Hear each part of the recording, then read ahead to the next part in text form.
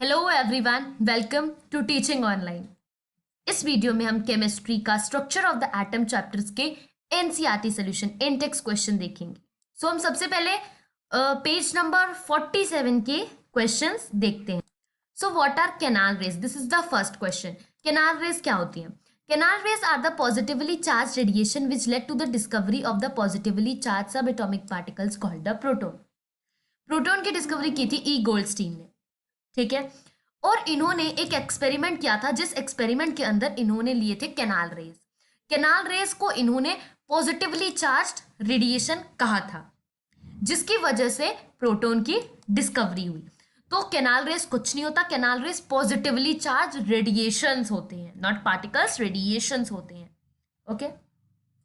If an atom contain one electron and one proton, will it carry any charge और not? अगर एक atom एक electron contain करता है और एक प्रोटॉन, तो क्या उसके ऊपर कोई चार्ज होगा? देखो, एक इलेक्ट्रॉन कैरी करता है मतलब एक नेगेटिव साइन कैरी करता है, और एक प्रोटॉन कैरी करता है, इसका मतलब एक पॉजिटिव साइन कैरी करता है। तो इसका मतलब the atom will be electrically neutral. Atom पूरी तरीके से इलेक्ट्रिकली क्या हुआ? न्यूट्रल हुआ, क्योंकि एक नेगेटिव चार्ज कंटेन कर रहा है और एक पॉजिटिव चार्ज, जो कि आपस में कट जाएंगे। सो आंसर ये होगा कि वो अपने ऊपर चार्ज नहीं कैरी करेगा। अब हम देखते हैं पेज नंबर 49 के questions. On the basis of the Thomson's model of an atom, explain how the atom is neutral as a whole. Thomson के मॉडल के बेसिस पे आप ये बताओ कि कैसे एटम पूरी तरीके से न्यूट्रल हुआ। According to the Thomson's model of an atom consists of positively charged sphere and the electrons are embedded in it. Atom Thompson model of an atom के हिसाब से, जो उन्होंने अपना मॉडल का स्ट्रक्चर दिया था, उसके हिसाब से उन्होंने बोला था कि सब जगह क्या है? प्रोटॉन्स है और इलेक्ट्रॉन्स उसके अंदर एम्बेडेड है कहीं कहीं पे।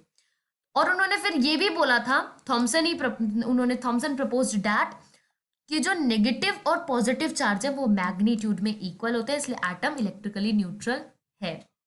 इन्होंने पूछा कैसे है, तो ये थॉमसन ने बताया था। थॉमसन के मॉडल के हिसाब से हम ये बोल रहे हैं कि इलेक्ट्रिकली जो एटम है वो न्यूट्रल है, क्योंकि नेगेटिव और पॉजिटिव चार्ज इक्वल है मैग्नीट्यूड में। On the basis of Rutherford model of an atom, which sub atomic particle is present in the nucleus of an atom? Rutherford के मॉडल के हिसाब से, आप Rutherford model of an atom की video देखोगे तो आपको पता चल जाएगा उन्होंने कौन सा सब एटॉमिक पार्टिकल को बताया था कि न्यूक्लियस के अंदर है। As per the Rutherford model of an atom, the proton, उन्होंने बताया था प्रोटॉन जो कि पॉजिटिवली चार्ज होते हैं वो न्यूक्लियस के अंदर प्रेजेंट है। न्यूट्रॉन नहीं बताया था। Rutherford model of an atom आते आते तक न्यूट्रॉन की डिस्कवरी अभी तक नहीं हुई थी, ओके। और ना ही रदरफोर्ड ने न्यूट्रॉन की डिस्कवरी की थी, उन्होंने डिस्कवरी की थी प्रोटॉन की। थर्ड क्वेश्चन है, draw sketch of Bohr's model of an atom with the 3 shell. Bohr's model of an atom की वीडियो में इसको हमने बहुत ही अच्छे से डिस्कस किया है। अभी यहाँ पे इन्होंने ये बोला है फिलहाल कि आप स्केच ड्रॉ करो, किसका? Bourse model of an atom का, 3 शेल्स के साथ। ओके। अब जैसा कि हमने पढ़ा हुआ है, हमको 4 शेल्स आते हैं, तो हम 4 शेल्स देख लेते हैं। बीच में क्या हुआ? न्यूक्लियस। ये है क्या? न्यूक्लियस। यहां से शेल्स शुरू हो रहे हैं, K shell, L shell, M shell and N shell. I think Bohr's model of an atom is very easy. इसका स्केच बहुत इजी है, इसके पोस्टुलेट भी 2 ही हैं, ओके। तो ये है बोर्स मॉडल का स्केच। फोर्थ क्वेश्चन है, what do you think would be the observation of if the alpha particle scattering experiment is carried out using a foil alpha of a metal other than gold? क्या observation निकलता अगर alpha particles को आप gold foil को न use करके किसी और मेटल की फॉइल को यूज करते? तो ऑब्जर्वेशन दोनों का ही सेम आता। On using any metal foil, the observation of the alpha particle scattering experiment would remain the same as all the atom would have the same structure. जैसे कि सारे एटम्स का सेम स्ट्रक्चर होता है, वैसे ही इसका भी एक्सपेरिमेंट ऑब्जर्वेशन सेम ही आता। लेकिन क्या है कि ये ज्यादा मेलेबल है, तो ज्यादा पतली शीट है, और जैसा कि आपको पता है कि अल्फा पार्टिकल्स से ज्यादा हैवी होते हैं प्रोटॉन्स, तो अगर आप और थोड़ी मोटी शीट यूज करते तो और हैवी हो जाता। तो क्या पता कुछ अल्फा पार्टिकल इसी वजह से ना जा पाते, डिफ्लेक्ट हो जाते। तो इसलिए हमने गोल्ड फॉइल यूज की, क्योंकि ये सबसे ज्यादा जो है वो थिन होती है, 1000 एटम्स थिक होती है बस। इसलिए ऑब्जर्वेशन किसी और मेटल को यूज करने पर भी सेम आता। अब हम करेंगे पेज 49 के क्वेश्चंस। नेम द 3 सब atomic particles of an atom. Atom के सब एटॉमिक पार्टिकल्स बताने। सब एटॉमिक पार्टिकल्स क्या होते हैं? जो एटम के अंदर प्रेजेंट हो, एटम के अंदर, एटम के स्ट्रक्चर में प्रेजेंट हो। एटम के स्ट्रक्चर में न्यूक्लियस होता है और न्यूक्लियस के अंदर प्रोटॉन प्रेजेंट होते हैं और न्यूट्रॉन प्रेजेंट होते हैं। प्रोटॉन होते हैं पॉजिटिवली चार्ज, मतलब उनके ऊपर प्लस का चार्ज होता है, और इलेक्ट्रॉन्स इस न्यूक्लियस के आसपास घूमते रहते हैं जिनके ऊपर होता है नेगेटिव चार्ज। न्यूट्रॉन होते हैं न्यूक्लियस में ही प्रेजेंट जिनके ऊपर होता है नो चार्ज। तो 3 सब एटॉमिक पार्टिकल्स पाए जाते हैं, प्रोटॉन, इलेक्ट्रॉन, न्यूट्रॉन। प्रोटॉन के ऊपर P पॉजिटिव चार्ज, इलेक्ट्रॉन के ऊपर नेगेटिव चार्ज एंड न्यूट्रॉन के अंदर N no charge. Helium atom has an atomic mass of 4U। Okay, helium atom का एटॉमिक मास कितना होता है? 4U and 2 proton in its nucleus. और प्रोटॉन कितने होते हैं? 2 होते हैं। हमें ये भी बता दिया प्रोटॉन कितने हैं, नंबर ऑफ प्रोटॉन कितने हैं? 2 हैं। तो न्यूट्रॉन कितने होंगे? मैंने ये बात अच्छे से वीडियो में एक बताई थी कि atomic mass is equals to number of proton plus number of neutron. Formula लगा दो। एटॉमिक मास दिया रखा है, नंबर ऑफ प्रोटॉन दे रखे हैं। एटॉमिक मास की जगह 4, नंबर ऑफ प्रोटॉन की जगह 2 और नंबर ऑफ न्यूट्रॉन की जगह आप नंबर ऑफ न्यूट्रॉन लिख दो। अब 2 उधर जाएगा तो माइनस हो जाएगा, 4 - 2 इज इक्वल्स टू 2। तो नंबर ऑफ न्यूट्रॉन कितने हुए? Therefore helium atom has 2 neutron. I think ये क्वेश्चन आपको क्लियर हो गया होगा। अब हम करते हैं पेज नंबर 50 के क्वेश्चंस। क्वेश्चन है right the distribution of the electrons in the carbon and the sodium atom. Distribution लिखना है। डिस्ट्रीब्यूशन लिखना है, इसका मतलब इलेक्ट्रॉनिक कॉन्फ़िगरेशन करना है। लेकिन जब हम इलेक्ट्रॉनिक कॉन्फ़िगरेशन करते हैं तो उसी के साथ में हम वैलेंसी फाइंड आउट कर लेते हैं, लेकिन हम इसमें वैलेंसी फाइंड आउट करने के लिए नहीं बोला है, सिर्फ डिस्ट्रीब्यूशन करने के लिए बोला है। तो चलो सबसे पहले कार्बन की डिस्ट्रीब्यूशन करते हैं। कार्बन का एटॉमिक नंबर होता है 6, मतलब नंबर ऑफ प्रोटॉन भी 6। नंबर ऑफ प्रोटॉन 6, इसका मतलब नंबर ऑफ इलेक्ट्रॉन भी 6। और हमें डिस्ट्रीब्यूशन करने के लिए इलेक्ट्रॉन की जरूरत होती है, तो इसका मतलब 6 इलेक्ट्रॉन्स को फिल करना शुरू करते हैं।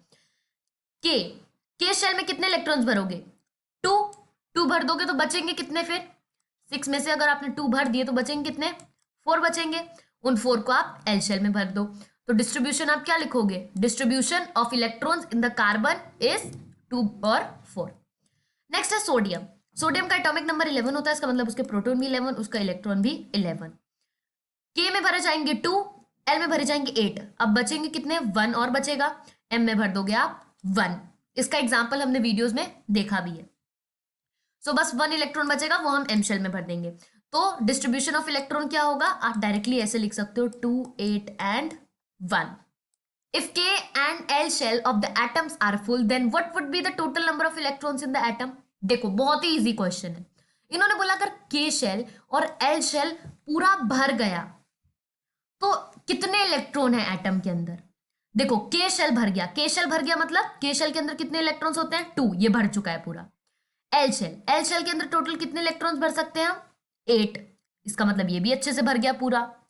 तो टोटल नंबर ऑफ इलेक्ट्रॉन कितने हुए? इन दोनों को प्लस कर दो। 8 + 2 कितना होता है? 10। K shell can hold 2 electrons and L shell can hold 8 electrons. When both the shells are full, there will be the 8 + 2, 10 electrons in the atom. It was very easy question. How will you find the valency of the chlorine, sulfur, magnesium? इसके अंदर हमें chlorine की valency निकालनी है, sulphur की valency निकालनी है और मैग्नीशियम की वैलेंसी निकालनी है। वैलेंसी कैसे निकालेंगे? इलेक्ट्रॉनिक कॉन्फ़िगरेशन करके। तो चलो सबसे पहले क्लोरीन, सल्फर, फिर मैग्नीशियम का इलेक्ट्रॉनिक कॉन्फ़िगरेशन करते हैं। वैलेंसी क्या होती है? किसी भी चीज combining capacity of atom of an element. Atomic number कितना होता है? 17 होता है क्लोरीन का, मतलब प्रोटॉन भी 17, इलेक्ट्रॉन भी 17। अब डिस्ट्रीब्यूशन करना शुरू करते हैं। 17 में से 2 इलेक्ट्रॉन के में भर दिए, 8 एल में भर दिए और एम में 7 भर दिए। अब एम के अंदर हमारे पास एम के शेल ने बोला कि मुझे टोटल 8 इलेक्ट्रॉन्स चाहिए, क्योंकि इसकी कैपेसिटी कितनी है? 8 की है, लेकिन आपने भरा 7 है। अब एम शेल बोल रहा है या तो 7 इलेक्ट्रॉन हटा दो यहां से या तो 1 इलेक्ट्रॉन दे दो। तो आप क्या करोगे? 1 इलेक्ट्रॉन दे दोगे ना, क्योंकि इसमें कम एनर्जी लगेगी। 7 के 7 इलेक्ट्रॉन लूज करने में बहुत ज्यादा एनर्जी लगेगी, इसलिए 1 इलेक्ट्रॉन गेन कर लेगा। क्लोरीन नीड्स 1 इलेक्ट्रॉन, क्लोरीन को 1 इलेक्ट्रॉन चाहिए, इसका मतलब उसकी वैलेंसी कितनी हुई? 1। और जब भी कोई एलिमेंट गेन करता है इलेक्ट्रॉन तो उसके ऊपर नेगेटिव चार्ज हो जाता है, तो -1। वैसे तो 1 भी आप वैलेंसी कह सकते हो, लेकिन अगर आप उसके साथ चार्ज लगाना चाहो तो लगा सकते हो। सल्फर का एटॉमिक नंबर होता है 16। प्रोटॉन भी कितने हुए? 16। इलेक्ट्रॉन भी कितने हुए? 16। डिस्ट्रीब्यूशन करना शुरू करो। 16 में से 2 इलेक्ट्रॉन इसमें भर दिए, 8 इलेक्ट्रॉन इसमें भर दिए, बचे कितने? 6। वो आपने एम में भर दिया। सेम फिर से एम ने क्या कहा, या मेरे अंदर कैपेसिटी है 8 इलेक्ट्रॉन्स की और आपने भरे 6, या तो ये 6 के 6 हटा लो या तो मुझे 2 और दे दो ताकि मेरे पास टोटल 8 हो जाए। अब आप 6 के 6 हटाओगे या 2 और दे दोगे? 2 और दे दोगे ना, क्योंकि उसमें कम एनर्जी लगेगी, तो इसलिए इसको 2 और इलेक्ट्रॉन चाहिए, इसलिए इसकी वैलेंसी कितनी हुई? 2। पिछले वाले को 1 और इलेक्ट्रॉन चाहिए था, इसलिए उसकी वैलेंसी कितनी हुई? 1। ठीक है, और जैसा कि इलेक्ट्रॉन गेन कर रहा है, अगर ये 6 लूज करता तब प्लस का चार्ज होता, जब कोई भी शेल गेन करता है इलेक्ट्रॉन तो उसके ऊपर माइनस का चार्ज हो जाता है। तो इसकी वैलेंसी कितनी हुई? -2। आपने मैग्नीशियम का एटॉमिक नंबर याद कर रखा है, कितना होता है? 12। इसका मतलब उसके अंदर प्रोटॉन भी 12, इलेक्ट्रॉन भी 12। अब आप इसके डिस्ट्रीब्यूशन करना शुरू करो। जैसा कि आपको पता है कि के अंदर हम सिर्फ कितने भर सकते हैं? 2। एल के अंदर, और उसके बाद जितने भी आएंगे L M N O P Q, उस सब के अंदर 8 8 8। ठीक है, तो चलो 12 में से भरना शुरू करते हैं। 12 में से 2 हमने इसमें भर दिए, कितने बचे? 10 बचे। 8 हमने इसमें भर दिए, कितने बचे? 2। एम के अंदर आपने भर दिए 2। अब एम ने फिर से बोला मैं पूरा, मेरे कैपेसिटी है 8 की, आपने मुझे बस 2 दिए, या तो मुझे 6 इलेक्ट्रॉन्स और दो ताकि मैं पूरा 8 बन जाऊं, या तो ये ट्रू इलेक्ट्रॉन्स भी मेरे से ले लो। अब आप क्या करोगे? उसको 6 के 6 दोगे या 2 निकाल लोगे? ऑब्वियसली आप उसके 2 हटा दोगे, डोनेट कर दोगे। ठीक है, तो जब आप उसके 2 डोनेट, अब आप बोलोगे क्यों हम डोनेट ही क्यों करें, हम ले क्यों नहीं सकते? लेंगे तो उसको ज्यादा एनर्जी लगेगी। ठीक है, और ये लूज गेन क्यों कर रहा है? क्योंकि इसको स्टेबल होना है। ओके, तो ये क्या करेगा? 2 डोनेट कर देगा, तो जब 2 डोनेट कर देगा तो उसके ऊपर पॉजिटिव चार्ज हो जाएगा, तो इसके अंदर वैलेंसी कितनी हुई इसकी? 2। सो इस वीडियो के लिए इतना ही। हमने बहुत सारे पेजेस के क्वेश्चंस कंप्लीट कर लिए। मिलेंगे नेक्स्ट वीडियो में। Thank you very much.